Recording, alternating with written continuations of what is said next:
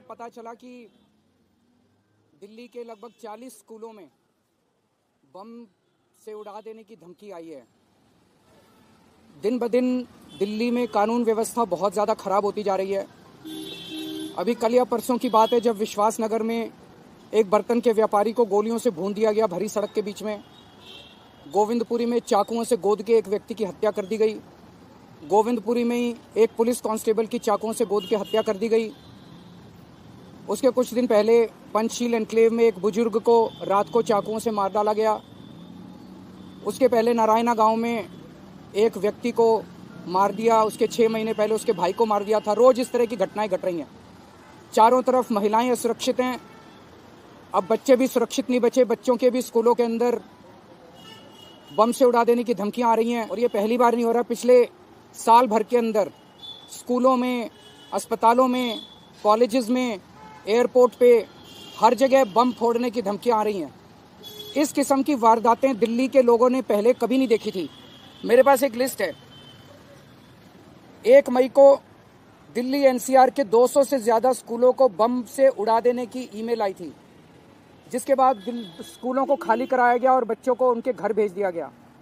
आप सोच सकते हो कि इस किस्म की धमकियों से बच्चों के और बच्चों के माँ बाप की मनोस्थिति पे क्या असर पड़ता है। हर व्यक्ति दहशत में आ जाता है। 12 मई को दिल्ली के 8 अस्पतालों को और दिल्ली एयरपोर्ट को बम से उड़ा देने की धमकी दी गई। 24 मई को दिल्ली यूनिवर्सिटी के कई कॉलेजेस जैसे Hansraj college, Gargi college, Ramjas college, Indraprastha महिला कॉलेज और कई अन्य कॉलेजों को बम से उड़ा देने की धमकियां मिली। 20 अगस्त को साउथ दिल्ली के 3 मॉल और एक अस्पताल को धमकी मिली। 21 अगस्त को दिल्ली एनसीआर के 100 अस्पतालों और एक शॉपिंग मॉल को बम से उड़ा देने की धमकी मिली। 20 अक्टूबर को दिल्ली के रोहिणी में स्थित सीआरपीएफ के स्कूल में विस्फोट हुआ। ऐसा नहीं कि केवल धमकियां मिल रही हैं। 20 अक्टूबर को सीआरपीएफ के स्कूल में विस्फोट हुआ। 28 नवंबर को प्रशांत विहार के एक पीवीआर में धमाका हुआ। 27 अक्टूबर को दिल्ली एयरपोर्ट से जुड़ी 8 विमानों को बम से उड़ा देने की धमकी मिली। 29 नवंबर को रोहिणी के वेंकटेश्वर ग्लोबल स्कूल को बम से उड़ा देने की धमकी मिली। और आज 9 दिसंबर को डीपीएस आरकेपुरम और जीडी गोयंका सहित 40 स्कूलों को बम से उड़ा देने की धमकी मिली है। मैं अमित शाह जी से हाथ जोड़ के विनती करना चाहता हूं। दिल्ली की जनता आपसे जानना चाहती है कि आप दिल्ली के लोगों को सुरक्षा देने के लिए क्या कर रहे हैं। दिल्ली के लोग आपसे कुछ नहीं मांग रहे। हमें राजनीति नहीं करनी, हमें केवल सुरक्षा चाहिए और सुरक्षा देने की जिम्मेदारी आपकी है। आपको सुरक्षा देनी पड़ेगी। आज मैं मांग करता हूँ कि अमित शाह जी दिल्ली आएँ, दिल्ली वालों के बीच में बैठें और दिल्ली वालों को भरोसा दें कि वो दिल्ली के लोगों को कैसे सुरक्षित कर रहे हैं। अगर आपके 1-2 क्वेश्चन है तो अभी इसके ऊपर बात करते हैं। वो सारी तो पिछली बार जो धमकियां मिली थी 200 स्कूल्स को, उसमें कोई कार्रवाई अब तक हुई? अगर ये होती तो अगर वही मैं कह रहा हूँ कि ये इतनी सारी धमकियां मिल रही हैं। अमित शाह जी बताएं कि इन सारे धमकी देने वालों को किसी को पकड़ा आज तक? एक भी आदमी पकड़ा गया? मतलब 200 स्कूल उड़ाने की धमकी दे रहे हैं, एयरपोर्ट उड़ाने की धमकी दे रहे हैं, फ्लाइट उड़ाने की धमकी दे रहे हैं, अस्पताल उड़ाने की धमकी दे रहे हैं, कॉलेज उड़ाने की धमकी दे रहे हैं, मॉल उड़ाने की धमकी दे रहे हैं, स्कूल उड़ाने की धमकी। कोई पकड़ा क्यों नहीं जा रहा दिल्ली के अंदर? किसी को भी पकड़ने में कामयाब क्यों नहीं हो रही दिल्ली पुलिस? अमित शाह जी क्या कर रहे हैं? अमित शाह जी चुप क्यों बैठे हैं?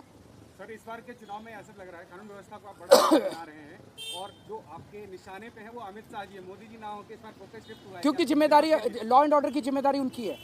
मैं राजनीति नहीं करता। इसी से साफ जाहिर है कि मैं राजनीति नहीं कर रहा। अमित शाह जी की जिम्मेदारी है। अमित शाह जी से सवाल पूछे जाएंगे और उनको जवाब देने पड़ेंगे और उनको सुरक्षा मुहैया करानी भी पड़ेगी। उनकी जिम्मेदारी है। इसी वजह से उन्हें गृहमंत्री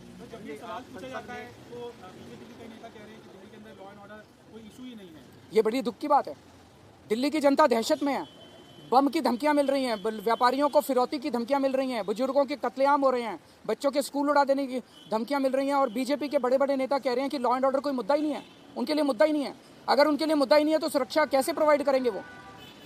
संसद में संजय सिंह ने लगातार इस मुद्दे को उठाने के लिए 267 का नोटिस दिया, लेकिन संसद चल नहीं पा रही, इस पर चर्चा नहीं हो पा रही। होनी चाहिए चर्चा। संसद में भी चर्चा होनी चाहिए, सड़कों पे भी चर्चा होनी चाहिए और इन लोगों को बताना चाहिए क्या कर रहे हैं इसके बारे में। ऑटो वालों के साथ आपने आज चाय की, तस्वीर भी आपने पोस्ट की है जिसमें आप ऑटो वालों के साथ एक बहुत पुराना रिश्ता है मेरा और 2013 में जब हम चुनाव पहली बार लड़े थे तब से इन्होंने हमारा साथ दिया। हमने भी जब हमारी सरकार बनी ऑटो के भाइयों को हमने सम्मान की ज़िंदगी दी।